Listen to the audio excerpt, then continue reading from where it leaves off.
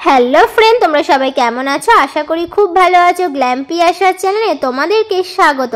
তো আজ একটা নতুন ভিডিও আবার তোমাদের সাথে শেয়ার করছি, পুরো ভিডিও দেখতে থাকো।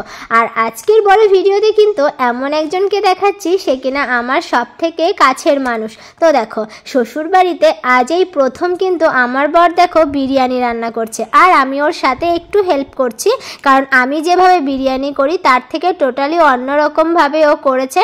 আর দেখো, বরের হাতে শ্বশুরবাড়িতে প্রথম এসে বিরিয়ানি খাওয়া কিন্তু সত্যিই ভাগ্যের ব্যাপার।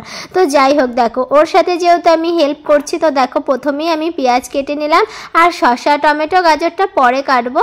তো দেখো, আর ভিডিও কিন্তু আমার বোন করে দিচ্ছিল। যাই হোক, আমার সাথে আমার বোনকে নিয়ে এসেছিলাম, আর তারপরে বিরিয়ানিটা তো আমার বর করা শুরু করে দিয়েছে। আর এত তাড়াতাড়ি বিরিয়ানি করে কি বলবো। আর তোমরা যারা যারা হ্যাঁ আমার বরকে দেখতে চাইছিলে, এই দেখো আমার বর। আর আমার বরকে কেমন লাগছে দেখতে অবশ্যই কমেন্টে জানিও কিন্তু। আর আমার বর কিন্তু খুব ভালো বিরিয়ানি করে। তো তোমরা যারা বিরিয়ানি খেতে চাও তারা অবশ্যই আমার শ্বশুরবাড়িতে চলে আসো, বিরিয়ানি খেয়ে যেও।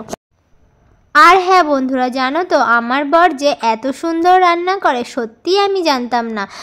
শুনেছি হয়তো সবার কাছে, কিন্তু আজকে ওর সাথে সব কিছু একসাথে করছি।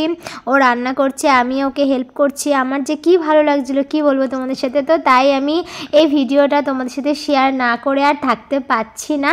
তো বিয়ে হয়েছে মাত্র কয়েকদিন, কিন্তু আমার এতটা ভালো লাগছে ওর সাথে সময় কাটাতে।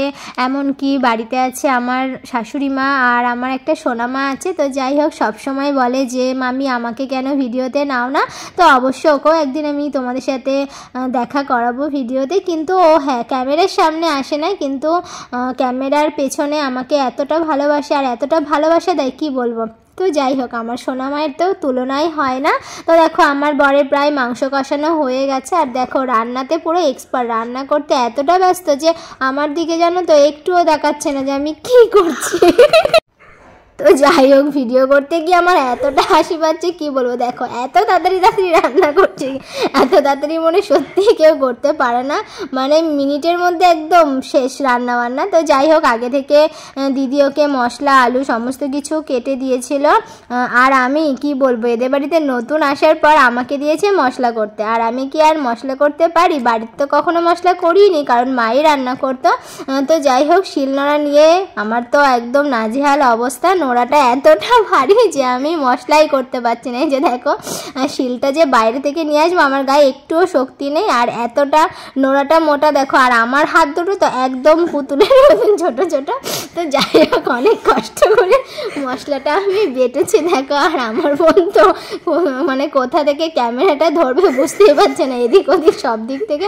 আর এই যে দেখো, আমার বড়মশাই তো রান্না করতেই ব্যস্ত। আমি যে কি মশলা করছি বা আদৌ করতে পারছি না কি না সেটার দিকে কোনো কিন্তু মানে দেখারই কোনো ব্যাপারই নাই। দেখো, আবার খাওয়া শুরু করে দিয়েছে আমাকে না দিয়ে। তো যাই হোক, মাংস রান্নাটা খুব ভালো হয়েছিল। আর ও খেয়েছিল অল্প একটু, তারপরেই কিন্তু আমাকে টেস্ট করতে দিয়েছিল। আর যতই আমি বলছি না কেন বেশি লেবু দিও না, টক হয়ে যাবে, আর এতটা লেবু দিয়েছে মাংসটা একটু টক হয়েছিল, কিন্তু খেতে যাই হোক ভালোই লেগেছে। দেখো, আমার জিভে জল এখনই চলে এসেছে, কখন আমি মাংসটা খাবো। তো যাই হোক, দেখো মাংস কষানো হয়ে গেছে। আর এই যে দেখো, আমার জন্য প্লেটে তুলছে খেতে দেবে বলে। তো জানি না কেমন হয়েছে খেতে। আর হ্যাঁ বন্ধুরা, তোমরা অবশ্যই কমেন্টে জানিও কে কোথা থেকে আমার ভিডিও দেখছো। আর ভিডিও ভালো লাগলে অবশ্যই শেয়ার করে দিও। আর আমাকে তোমাদের কেমন লাগে সেটা কিন্তু কমেন্ট করতে ভুলো না। এই দেখো, আমি বসে গেছি খেতে, আর আমাকে পুরো থালায় ভরে দিয়ে দিয়েছে কষা মাংস খেতে। বলছে নাও তুমি প্রথমে টেস্ট করো, তারপরে বলো কেমন হয়েছে। ও কি বলবো, সত্যিই খুব ভালো হয়েছে। এই দেখো হয়ে গেছে। আর রাইসটা আগে থেকে সেদ্ধ করা ছিল। তারপরেই দেখো রেডি হয়ে গেছে বিরিয়ানি। তো বলো আজকের বিরিয়ানিটা দেখতে কিরকম লাগছে। আর ডেকোরেশনটা পুরো আমি করেছি। তো যাই হোক বন্ধুরা, আজকের মতন ভিডিও এটুকুই। দেখা হচ্ছে নেক্সট ভিডিওতে।